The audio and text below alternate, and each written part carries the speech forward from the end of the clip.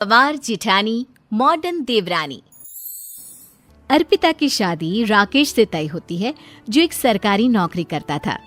अरे चाची, अर्पिता इतनी सुंदर, पढ़ी लिखी और मॉडर्न लड़की है, फिर कहाँ आप इसकी शादी ऐसे घर में कर रही हैं?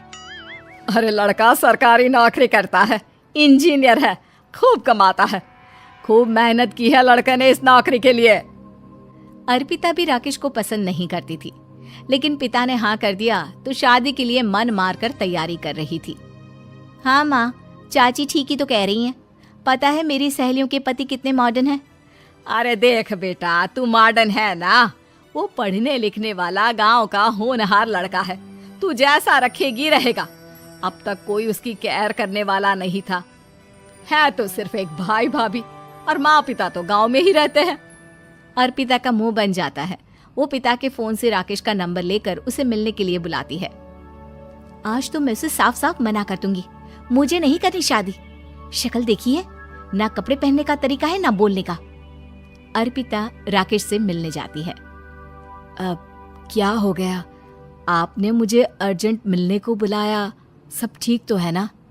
हाँ सब ठीक है, पर मैं आपसे कुछ कहना चाहती हूँ। आप ना इस शादी से मना कर दे। राकेश की आंखें अर्पिता की इस बात से लाल हो जाती है। वो रोंधे गले से कहता है, लेकिन शादी की सारी तैयारियां हो गई हैं। मैंने आपके साथ एक अच्छे भविष्य का सपना भी देख लिया है। ऐसा मत करिए प्लीज। माँ पिता के अलावा मैंने किसी को दिल से अपना माना है तो वो आप ही है। देखिए, मुझे आपसे कोई समस्या नहीं है, लेकिन आप मेरे जैसे नहीं हैं। मैं मॉडर्न लड़की और आप। मैं आपसे वादा करता हूँ, जब तक आपके लायक नहीं बन जाता मैं कभी आपसे बीवी का हक नहीं मांगूंगा। अर्पिता राकेश का प्यार देखकर पिघल जाती है और शादी के लिए हाँ कर देती है। दोनों की शादी हो जाती है, लेकिन शादी के बाद राकेश की भाभी, जो कि पूरी देहाती थी। ए राकेश, उठ, जब पानी भर कर ला और तेरी बीवी को बोल के चूल्हा लगा दिया है, रोटी बना ले। क्या है ये सब? और तुम्हारी भाभी इस तरह चिल्ला क्यों रही है? क्या करूं, भाभी ही खाना बनाती है और मुझे पढ़ने के लिए इस घर में रखा, तो मैं घर का सारा काम कर देता हूँ। अब तुम आ गई हो, अपने तरीके से देख लो। ये मकान तो तुम्हारे पापा ने बनवाया था ना शहर में, ताकि बेटा पढ़ाई कर सके। हाँ, पर भाभी ही पूरे घर में रहती है। ठीक है, देखो अब। अर्पिता बाहर जाती है। सूट पहनी अर्पिता को देखकर जेठानी का पारा हाई हो जाता है। ए शहर की हीरोइन, यहाँ ना चलेगा ये सब, समझी? साड़ी पहनो, साड़ी।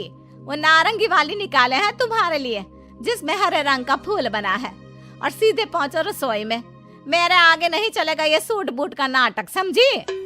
देखिए भाभी, आप बड़ी हैं, आपने राकेश की पढ़ाई में मदद की, लेकिन ये मकान इनके पिताजी का है, तो मैं अपना पोर्शन अलग कर रही हूँ। मैं आज से आपके साथ नहीं रहूंगी। जेठानी का तो मानो पारा ही हाई हो जाता है। और ऐसा कैसे नहीं रहेगी? हाँ, और कौन बोला कि राकेश अलग हो जाएगा? वो अपने भाई के बिना नहीं रहता। आज देखिए तो, देखिए कल के आई छोरी क्या बोल रही है। राकेश के साथ बात हो गई है, मैंने ऊपर का हिस्सा राकेश को दे दिया है। उसकी अपनी जिंदगी शुरू हो रही है, तो अच्छा है ना कि अब रसोई भी अलग हो जाए। अर्पिता राकेश की ओर फक्र से देखती है कि उसने अर्पिता के लिए स्टैंड लिया। अर्पिता बाजार में जाकर सारा रसोई का सामान ले आती है। पिता के दिए सामान से घर सजाती है और अपने तरीके से पूरे घर की सजावट करती है।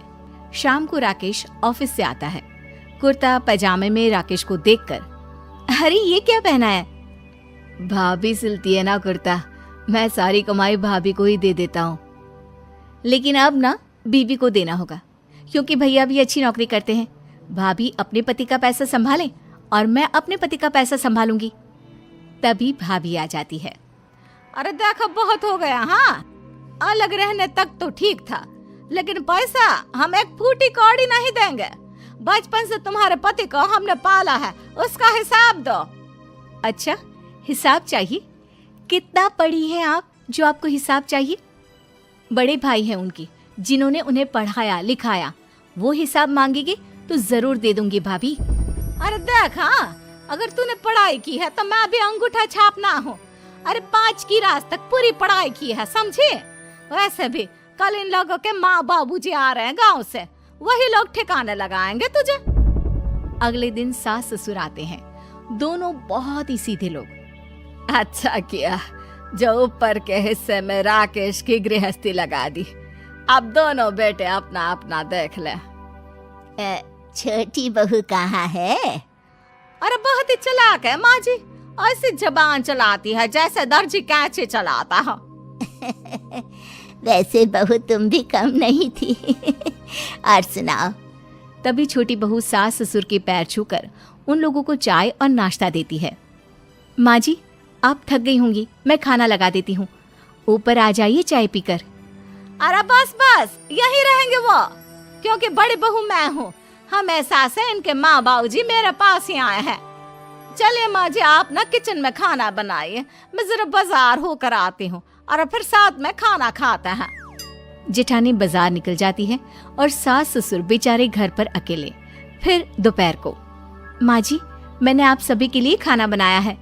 माना मैं छोटी हूँ, लेकिन अच्छा लगेगा अगर आप लोग मेरे साथ रहें। वैसे भी यहाँ है कौन बेटा, चलो ऊपर राकेश के पास ही चलते हैं।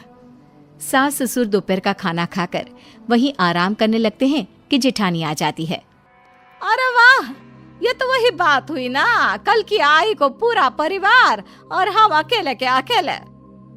भाभी देखिए, परिवार में प्यार से रहा जाता है, ना कि चालाकी से। अम्मा खाना कैसे बनाती, पहले ही गांव से थक कर आई हैं। हाय रे दया, तो मैं का बाजार से ऐस करके आ रही हूँ। अरे भूख के मारे मेरा सर दर्द हो रहा है, पर यहाँ मेरी फिक्र कौन करेगा। अरे तो किचन में खाना है, लगा देती हूँ मैं भाभी। बड़ी बैठकर खाना खाती है और शाम को जब राकेश घर आता है। अरे राकेश, तू तो पूरा हीरो लग रहा है इन कपड़ों में। ऐसे कपड़े पहले क्यों नहीं पहनता था? राकेश बीवी की तरफ देखता है और फिर कहता है, माँ, पहले पहनाने वाली नहीं थी ना। हाँ हाँ, और हम जो हाथ से सिल सिल कर कुर्ता पहनाते थे उसका का? अरे तुम्हारे भैया तो आज भी पहन रहे हैं। तभी अर्पिता सास के लिए कपड़े और ससुर के लिए शर्ट पैंट ला कर देती है। उन लोगों को फ्रिज से ठंडा पानी और टीवी में फिल्म दिखाती है। अरे कब से इनको बोल रहे हैं कि फ्रिज वाले आओ, लेकिन ये है कि मानत ही ना है। बहू, अब तो तुम ही समझाओ ससुर जी को। नहीं पापा, आप फ्रिज मत लीजिए। अरे वाह रे छोटे, खुद फ्रिज का ऐसे का मजा ले, और इनकी माँ के पास फ्रिज भी ना हो। अरे देखा पिताजी, देखा माँ जी कब बोल रही है। अरे उसकी पूरी बात तो सुन लो कि वो क्या बोल रही है। वो इसलिए क्योंकि अब माँ जी और पापा यहीं रहेंगे मेरे पास। घर को घर सिर्फ मॉडर्न या गांव की सोच नहीं, बल्कि संस्कार बनाते हैं भाभी, और संस्कार अच्छे हो तो सब सही हो जाता है।